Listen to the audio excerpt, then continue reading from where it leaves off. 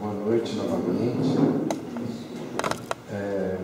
Com muito gosto que eu agradeço a oportunidade de vir mais uma vez aqui para falar um pouquinho das coisas que eu li, que eu pensei a respeito do tema de hoje. Nós vamos falar desse tema que está na Bíblia. Nós podemos achar no livro do Evangelho segundo o Espiritismo, capítulo 21, Jeremias e os falsos profetas. Bom, o que nós temos aqui, nós já associamos pelo título dos falsos profetas. Nós que somos espíritas, estaremos sempre lembrando e associando aquelas comunicações que são mentirosas, que são errôneas, e aí nós vamos pensar um pouquinho a respeito disso.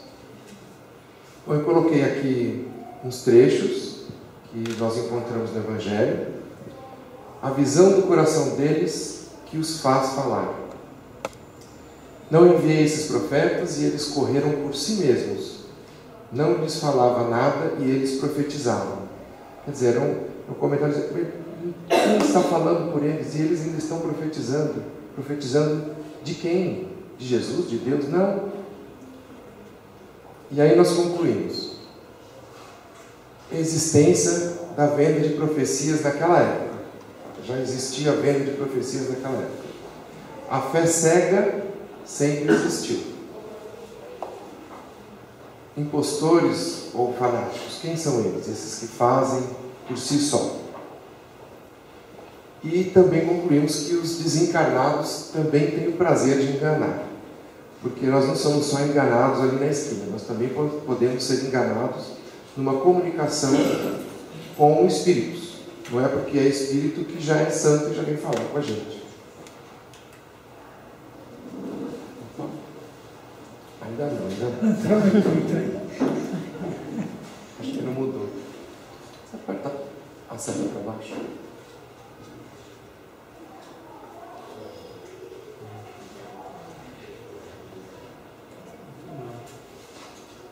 Acho que travou, então. Se você quiser. Aí não mexe. Fazer. Não dá mais. Não, acho que está travado ali mesmo. Se você quiser reiniciar, então eu vou. Para você ver que hoje não vai ter falso computador contando coisa. Entrou intrometido. Mas de qualquer forma, tem um outro próximo slide vai falar uma coisa que a gente lembra que João disse, né? Até me fugiu agora. Mas tudo bem. Com relação aos falsos profetas, nós devemos lembrar que não só no campo mediúnico, porque nós vamos lembrar sempre da hora do trabalho mediúnico, onde aqueles que estão recebendo informações do plano espiritual, aprendem, como no curso de médiuns, por exemplo, a se defender de comunicações que são fraudulentas. Eles desenvolvem uma técnica de saber ouvir e saber identificar se aquelas informações são de Deus, como diz no Evangelho. Então, nem todas as comunicações vêm do lado bom, vêm de um lado que seja fidedigno para nos impulsionar a evolução. Algumas são apenas informações com palavras bonitas que tentam nos ludibriar e nos conduzir ao vínculo com aquela comunicação. Por exemplo, eu ia falar aqui de cartomancia.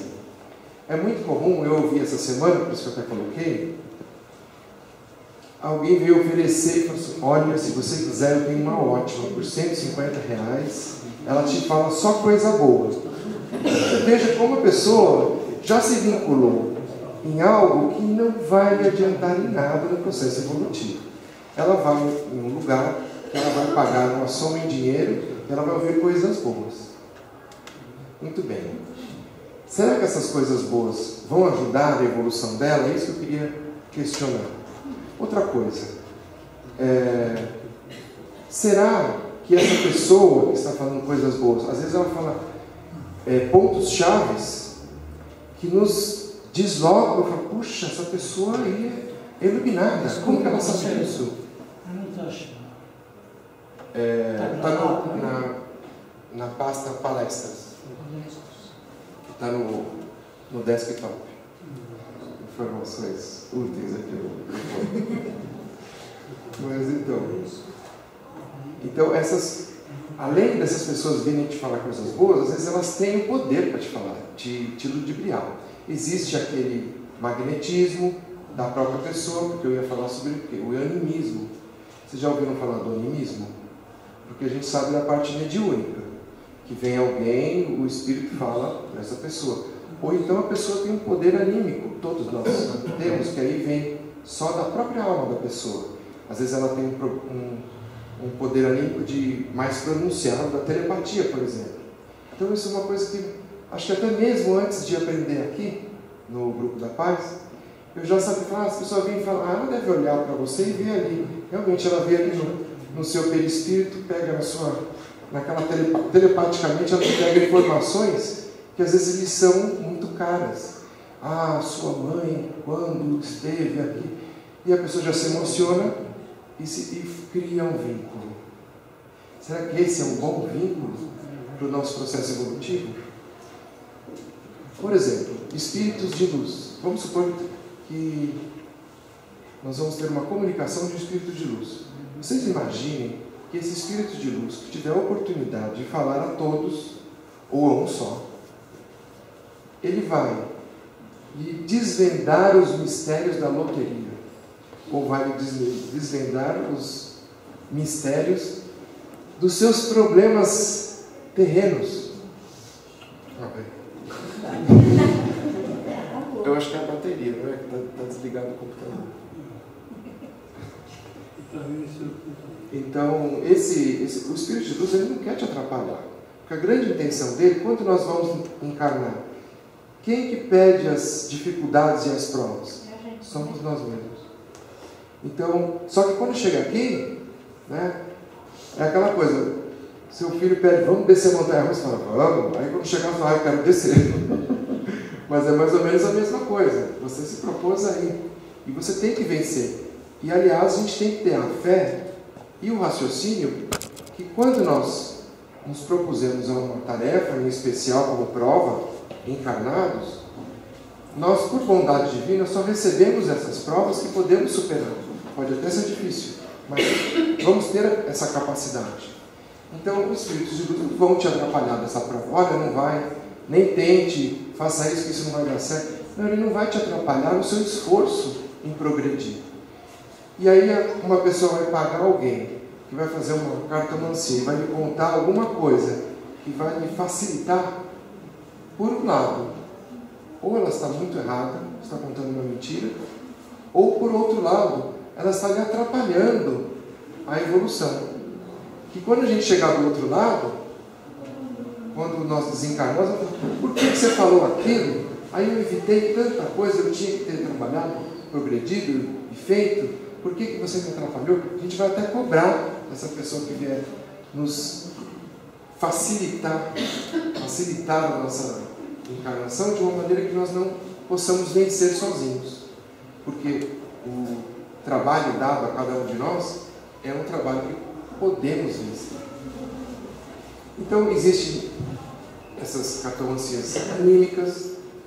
Vejam vocês que em 1800 e alguma coisa, já existiam tratados contando sobre o animismo até para desbancar o espiritismo. E aí vem autores como o Bozano, o Aksakov, e vem falar, olha, existe o animismo, mas também existe a parte mediúnica, de comunicação. E desde as épocas remotas ali, que nós ainda podemos ler na Bíblia, então já existiam essas profecias, os profetas e tudo mais. E aí eu pergunto, nós estamos lidando com isso em encarnações, né? A mediunidade não foi descoberta pelo Espiritismo, ela veio de acordo com o nosso corpo físico é propício a isso. Nós temos corpo espiritual, o corpo físico, e assim fazemos as ligações. Então, da onde vem tanto dessa vontade? Eu fiquei me perguntando E eu tinha bolado até um esqueminha baseado nisso. Por que nós temos tanta necessidade disso?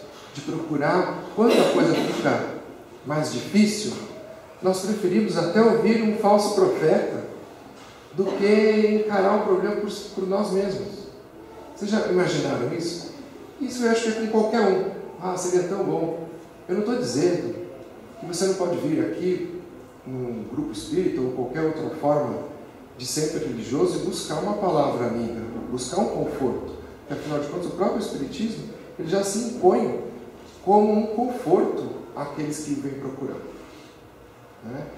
Quantos que a gente viu, mães de Chico, tanta gente que perdeu pessoas amadas, perdeu porque se desencontrou apenas por um momento, enquanto um desencarnou, o outro ficou encarnado, e aí vem buscar o acalento do Espiritismo e falar, olha, a vida continua, vocês vão se encontrar ainda. Não estou dizendo que isso é errado, mas é errado essa forma como eu vi essa semana. Não, você vai lá, só vai ouvir coisa boa, é ótimo. Olha, para esse tipo de coisas nós temos já um serviço especializado na vida terrena, que são os psicólogos. Então você procura um psicólogo, porque você procurar alguém que vai lhe falar alguma coisa que vai saber se é verdade, ou vai saber se você precisar ouvir aquilo, é aquela história de procurar saber o que foi na outra vida. Pode ser que seja mentira, ou pode ser que seja algo que lhe atrapalhe. Por exemplo, nosso ambiente familiar. Para que eu preciso saber quem matou, quem morreu, quem foi morto por quem? Não, a gente não precisa saber dessas coisas. Porque a grande bênção de Deus é que a gente esquece para reencarnar, para fazer de novo, sem pendências. Ah, na outra vida, e agora? Isso não ajuda em nada. Para a gente fazer direito, não vai ajudar em praticamente nada. Muitas vezes atrapalha. Acaba por atrapalhar. Então, por isso que eu pergunto, há necessidade de tantos profetas? Talvez profetas como Jesus, que vem trazer uma palavra de exemplo. E aí vem o sábio. Como que o sábio ensina? Ele tem a sabedoria. E ele vem e te fala como que faz. Ele te indica o caminho. Né? A grande sabedoria é indicar, olha, persista, você pode conseguir, essas palavras de conforto e de incentivo. Porque é aquela história de dar o peixe, né? Mas a gente vai lembrando daquela situação lá que Jesus, né, e os peixes. Mas, lógico, quando você vai ajudar alguém na rua, você não chega, vou te falar de Deus. Sempre vai falar isso, olha, você chega, você dá comida, ele está com fome. Depois você fala o que ele precisa saber, o que ele precisa modificar, o que ele precisa melhorar. Realmente, a gente precisa ensinar a pescar. Porque aquele que só recebe o peixe pronto, ele fica o quê? Praticamente um escravo daquilo. Então eu conheço pessoas que são escravas dos falsos profetas. Nós somos escravos de falsos profetas quando procuramos muito essa cartomancia para ajudar de alguma forma, que não vai existir. Nós somos escravos de falsos profetas quando somos influenciados a uma briga, ou um confronto de família, ou uma mudança comportamental importante que está nos desviando do caminho bom. E ainda, a gente pode até perguntar, mas se esses falsos profetas, por que eles vêm falar alguma coisa assim que vai me atrapalhar? Não estou entendendo. Por que é que alguém vem ajudar a outra pessoa a falhar? Será que é por maldade?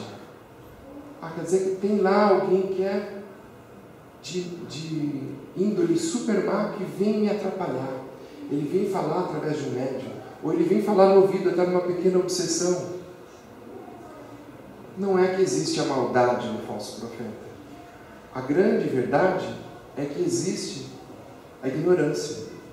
E se nós pensarmos que existe do outro lado um ignorante como nós estamos procurando ajuda no lugar errado, para ouvir da pessoa errada. Por exemplo, no nosso métier terreno ainda, né, físico, quando você tem um problema burocrático da prefeitura, de alguma coisa, você vai pegar a informação no ponto de ônibus? Meu camarada, você que está aí Você sabe como é que faz que eu deixei de pagar o imposto? O que eu devo fazer? Ou você vai direto no banco, ou vai direto na prefeitura e fala direto com quem sabe. Pegar informações, coletar informações. E você, o que você vai fazer com isso? Nós vamos pegar diversas informações que podem estar erradas ou até que não ajudem nada. Vamos nos atrapalhar. Nós vamos atrasar a resolução de um problema burocrático, às vezes, tão difícil. Então, buscar a solução no lugar errado. E a busca que nós temos é da evolução moral. Quando nós falamos em evolução do espírito, nós estamos falando da evolução para o bem, para as boas coisas. E muitas vezes, por ignorância, outros que não estão tendo esta visão, nós estamos caminhando às vezes por uma coisa melhor, evoluindo, abrindo nossas mentes, outras pessoas, não é por aí. Por ignorância, agora, alguém pode querer que você não vá por aí. Por exemplo, quando eu iniciei no Espiritismo, não é um exemplo simplório, mas eu comecei a gostar, achei tão bonito, e comecei a modificar. Aquilo representou para a minha evolução como pessoa. E a primeira vez que eu procurei um grupo espírita, a pessoa que me atendeu, ele falou isso: olha, você vem fazer os cursos, mas esses cursos, olha, sabe o que vai mudar? Eu mudei como pessoa. Ele só falava isso. Eu nunca me esqueço dele, que ele falou que ele mudou como pessoa. E aí eu me lembro, quando eu comecei a entrar nisso, na minha família, por exemplo, vinham falar: mas para que você vai fazer isso? Você precisa disso? Né? Porque eles não frequentam ou não coabitam da mesma ideia que eu. E eu acabei me distanciando nesse ponto, mas aí é que mora o nosso trabalho, porque de cada um vai ter a sua própria solução. Eu não posso pedir solução para aquele que quer tentar um trecho. Acerta. É o que eu estava falando já da maldade, ignorância, já vem direito. Está aí certo? Está certo. Aquilo que eu falei de saber pescar, né? Nós devemos aprender como buscar as soluções dentro de nós. A gente vem fazer o curso de educação mediúnica e um belo dia a gente aprende que é melhor até a gente se recolher num banheiro e orar. Mas orar vai resolver? Vai, porque nós vamos centralizar, nós não vamos nos desviar, porque é muito fácil alguém vir do seu lado, tanto encarnado como desencarnado, e te incentivar a coisas que não são boas para a nossa evolução. Como seria bom nós chegarmos do outro lado, ao fim de cada encarnação, e falar: olha, eu me arrependo de poucas coisas, mas nós vamos nos arrepender de coisas que fizemos errado. Né?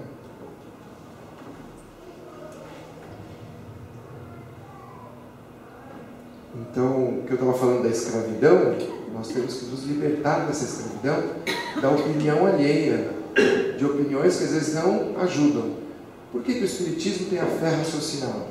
Porque ele incentiva você a descobrir como que funciona, qual será melhor para você. O que te faz evoluir como espírito? O Espiritismo está sempre preocupado com o espírito. Se ocorre a comunicação de falsos profetas, uma das maneiras de nós reconhecermos é dar tamanha importância por bens materiais, por exemplo.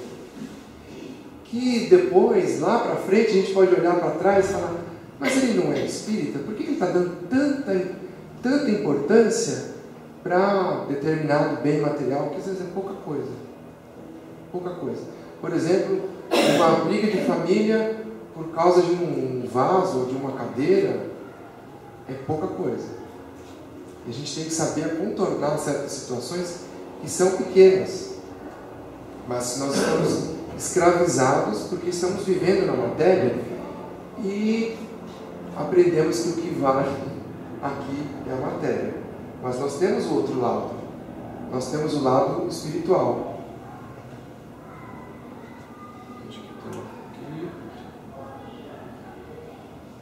Então, nós temos essa necessidade de coabitar em grupo. Nós somos seres sociáveis. Nós temos necessidade de estar um perto dos outros. Se alguém falar que prefere viver uma caverna, ermitão, a vida inteira, é mentira.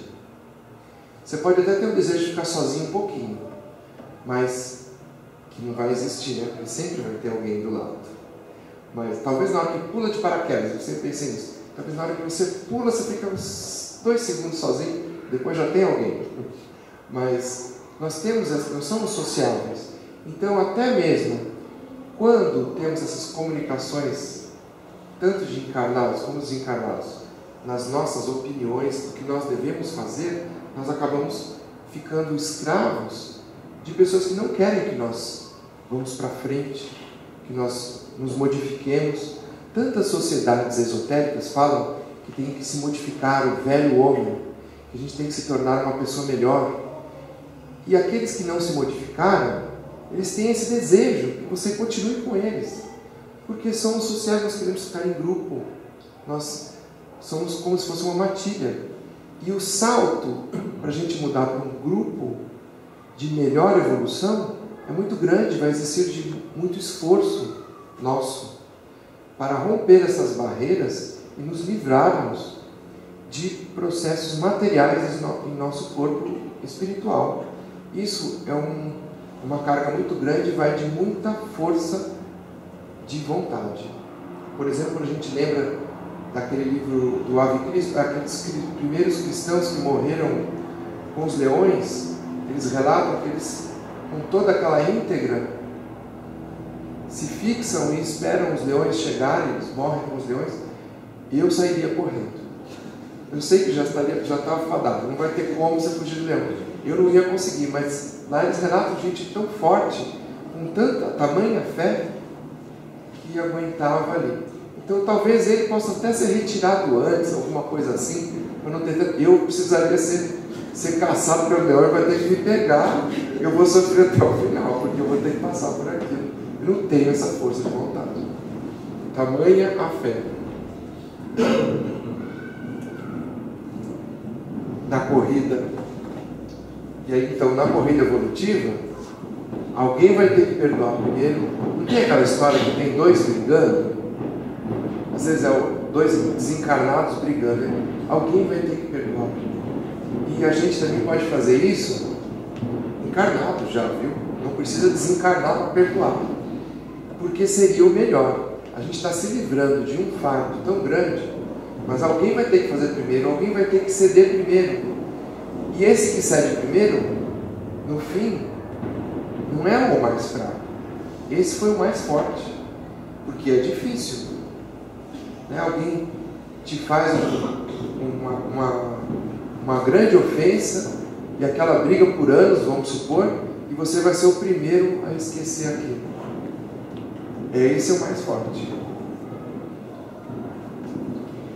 Mas de qualquer forma, como eu coloquei aqui, a evolução é comunitária e permutável. Buscar ajuda não é o problema, achar a solução será própria, pois a experiência é própria. É o seguinte, nós não vamos evoluir se os outros também não evoluírem. Esse é o grande X da questão. Não é que eu estou salvando o meu, eu tenho que fazer a minha parte, a minha evolução e o meu esforço. Mas as outras pessoas também vão ter que evoluir, porque nós vamos evoluir em grupo. Nós não vamos ser felizes enquanto houver outro irmão com processo de infelicidade maior que o nosso. Então nós vamos evoluindo quase que em grupos. Nós não aceitamos isso e não vamos poder sentir angelicais. Agora eu evoluí. Coitado deles. Não vai ter isso. Porque a partir do momento que você evolui, você acaba sofrendo por ver seus contemporâneos de evolução sem esse grande passo. Então nós vamos indo devagarzinho. Uns vão ofendendo os outros, vão machucando os outros, porque um machucou, o outro é machucado, e nós vamos aproveitando a nossa etapa evolutiva de um e de outro. Aqui eu acho que até já tinha falado, né? Se os espíritos de luz têm sabedoria para não atrapalhar a nossa encarnação, provavelmente nós estamos aceitando opiniões de vizinhos na cartomancia. É aquilo que eu falei, você vai perguntar no ponto de ônibus. Porque o Espírito de Luz, ele vem te ajudar, ele vai estar do seu lado. Com vibrações, com palavras de esforço, não deixando você fazer bobagem. Mas te dá a solução, é você que vai ter que descobrir a solução, porque o problema é seu. O Espírito de Luz não tem mais esse problema. Se você falar para o Espírito, mas você também não fez isso, não foi um matador, ele pode até ter sido, ele falar, eu fui, mas isso foi em outra época minha, e eu nem tenho mais remorso, porque eu já passei por isso, já perdoei, já evoluí. Ele não tem mais esse remorso que nós temos dos problemas que nos afetam. Em afinidades de nossas escolhas, participamos de comunidades que podem estar reforçando nossas falhas. Isso é muito importante. A falta de iniciativa na busca do Evangelho desloca a nossa atenção a experiências alheias. Então, em vez de buscarmos a solução evangélica, olha, para isso você deve perdoar, para isso você deve ser melhor assim, assim, assim, porque Jesus fez assim. Não tem aquela pessoa que fala, mas eu não sou Jesus. Então você busca, o que você faria? Eu já tinha feito isso, eu já tinha brigado.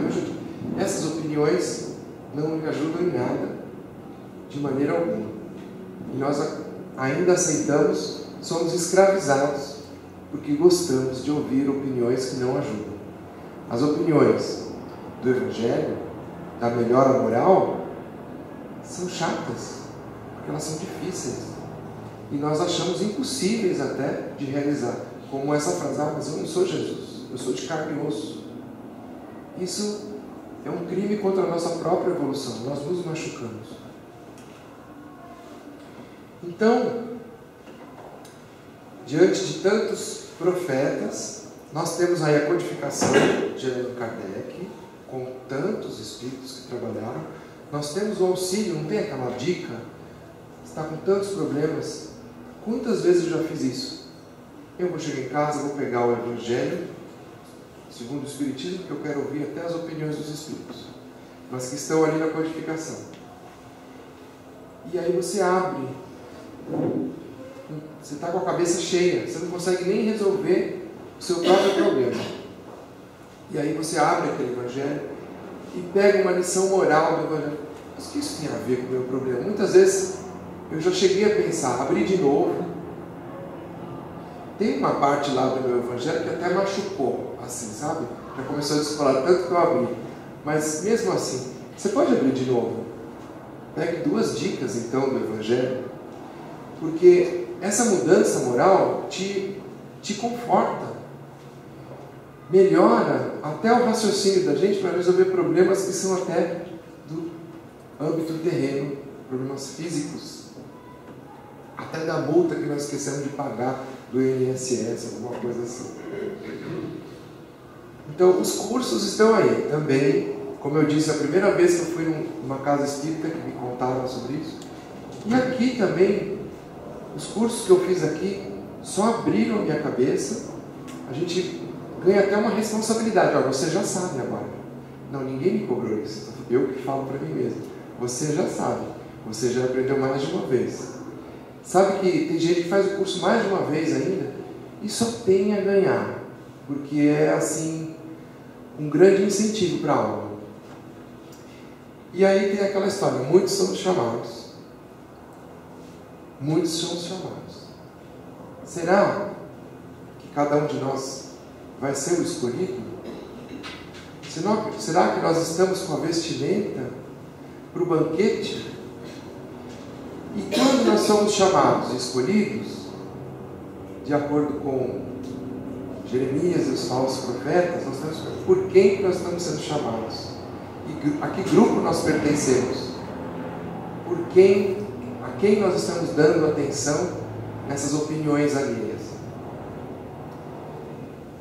Então vamos lembrar disso quando nós estivermos ouvindo a opinião do vizinho, a opinião do de ônibus, a opinião no cartomante, a opinião numa psicografia. Os médiuns têm esse treino e nós, no nosso dia a dia, temos que aprender também. Por isso que até um curso de médiuns, para quem nem vai trabalhar, também é muito bonito, muito esclarecedor. com isso nós terminamos metade das profecias do computador, metade do que eu falei.